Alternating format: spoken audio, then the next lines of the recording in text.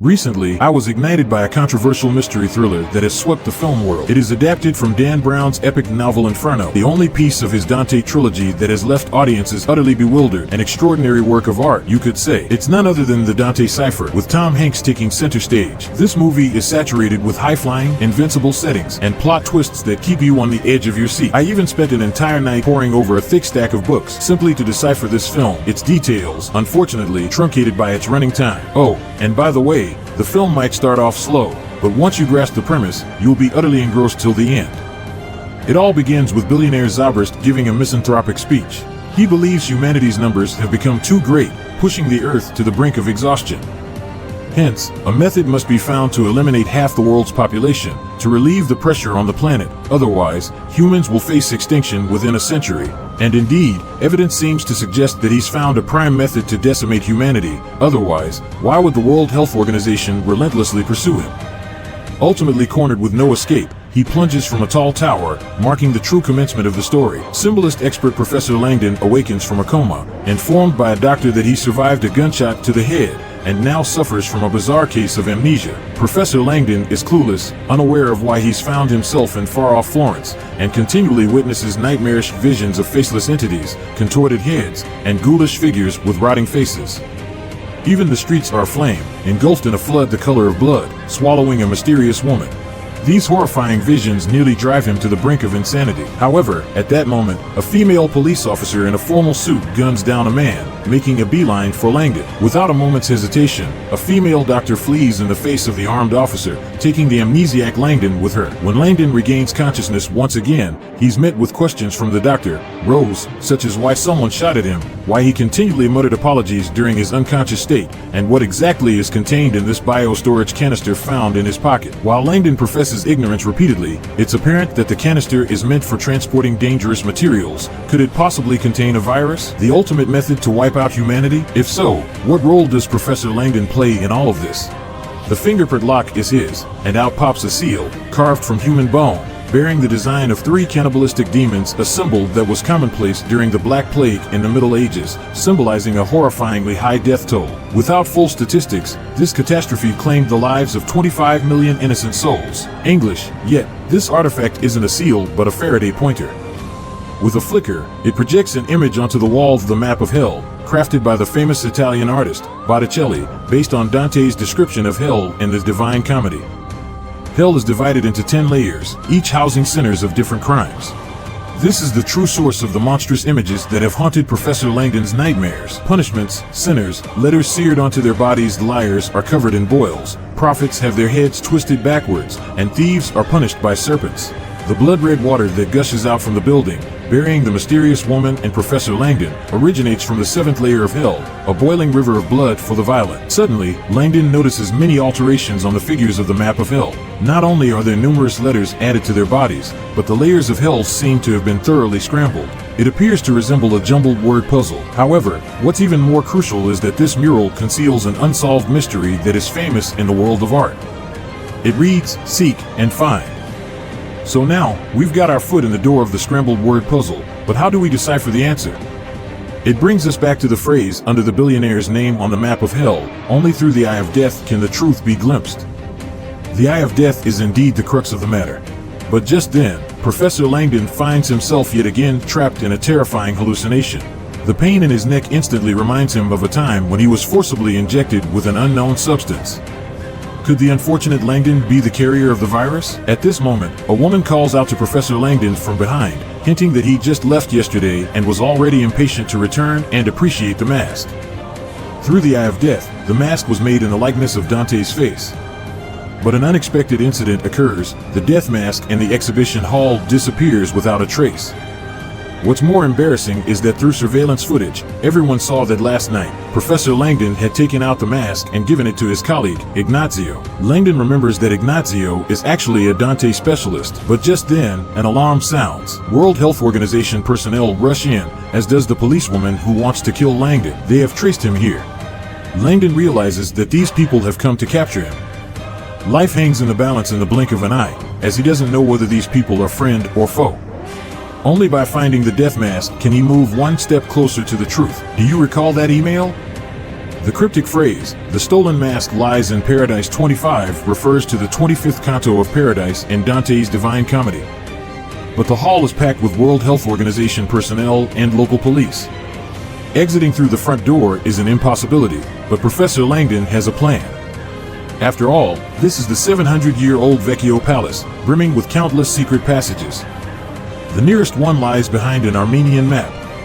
Upon entering the passage, Rose finds the content of Paradise's 25th canto.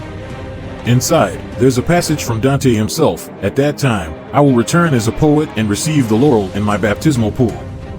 Dante's place of baptism is in the Cathedral of Santa Maria del Fiore in Florence, which is also Ignazio's place of work.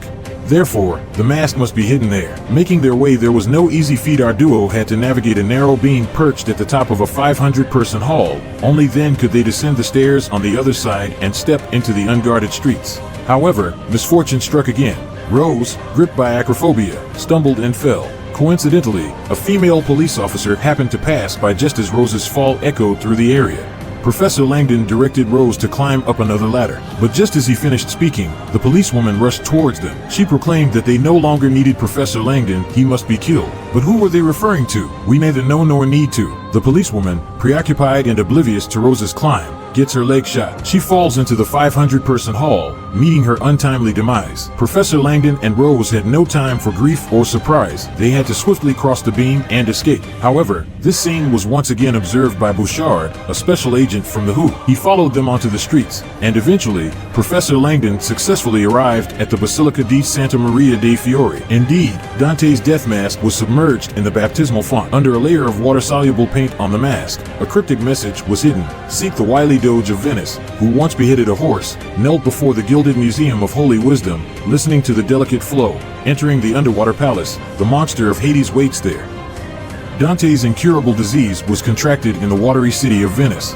Could this monster of Hades be referring to the virus? At this moment, Special Agent Bouchard walked in. He claimed that he had discovered the map of hell, and he was the one who had sought Professor Langdon's help in decoding it. Moreover, there was another person also searching for Professor Langdon. She was no stranger. It was Elizabeth, Professor Langdon's long-lost lover, now employed by the World Health Organization. But her current intentions were sinister. She planned to sell the virus to a foreign government. To secure safety, they needed to locate the virus before Elizabeth. At this point, Professor Langdon seemed to vaguely remember someone seeking him out at Harvard University. Finally lowering his guard, he embarked on a train journey to Venice. En route, the agents continuously recounted the tale of how they found the map of hell and the misanthropic madman, Zabrist. They explained his intricate design for a puzzle that could lead to the virus, devised specifically for his followers so they could continue releasing the virus should anything befall him. Everything started to fall into place when Langdon recalled that he had been forcefully injected with an unknown substance by a swarm of police officers. The police appeared to be followers, but it was all lies. A passing train's roar stirred fragments of Langdon's memory. It wasn't an agent who came for him that day, but Elizabeth. She had given him the map of hell, so Langdon pretended to be unwell to divert the agent and had Rose faint in the bathroom.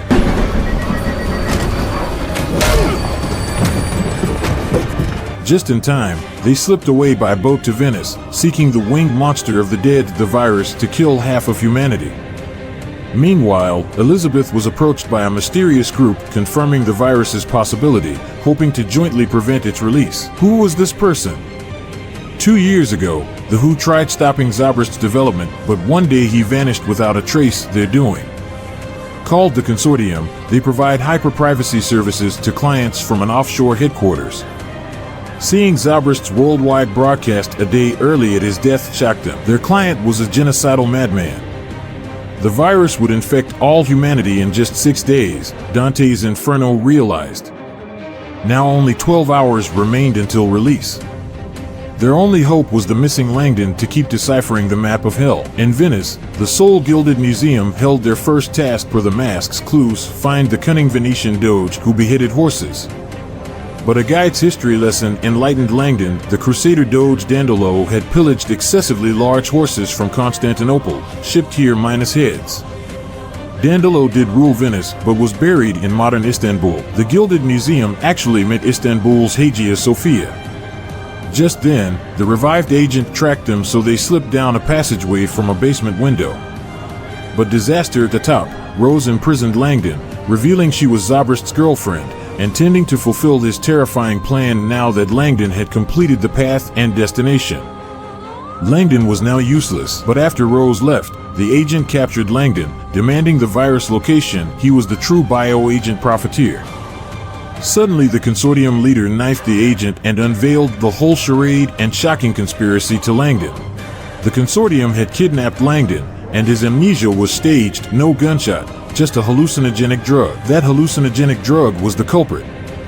The Dante visions aimed to guide his subconscious in solving the map. The police persecution and male nurse's death were fakes to build trust in Rose and finding the research. The police turn at the end was because Rose took Langdon off plan, threatening exposure. Left no choice, they tied up loose ends, almost killing Langdon. But discovering Zobrist's true goal, they reached out to the WHO to locate Langdon and stop the disaster. Elizabeth arrived, and they jetted to Istanbul, but Rose had already enlisted a Zobrist follower professor at Istanbul University to release the virus at dawn in Hagia Sophia, where Langdon raced to stop them in time. At Dandelo's tomb, for the mask's guidance to kneel before the gilded museum and hearken to the murmur of the brook. Entering the underwater palace, Langdon heard flowing water from the ancient cistern. Rose too had cistern clues with the professor's help. They prepared bombs to rupture the virus bag inside, but the vast cistern and Langdon's limited intel, just that it was under a pillar, meant a needle in a haystack search even with personnel. And Rose's release method remained unknown. Yet suddenly Rose and followers charged in amidst the chaos. The consortium leader found her but paid with his life, killing 2 followers before Rose's stealth attack. Elizabeth located the virus to isolate it just as Rose detonated the bombs, but too far to function. Resigned, Rose dove in to manually trigger the chain blasts, generating massive gusts. But too late, the virus was sealed away. Zobrist's Dante-esque plot ended in failure thanks to Langdon, Elizabeth, and the others. The mask was safely returned to the Palazzo Vecchio. In the book's darker alternative ending, the dissolved virus bag had already leaked at their arrival, and Zobrist's broadcast time was not release, but full infection. The movie virus killed 50% instantly. The book version induced infertility in 30%. If you enjoyed this puzzle recap, please like, subscribe, and share. It greatly motivates me.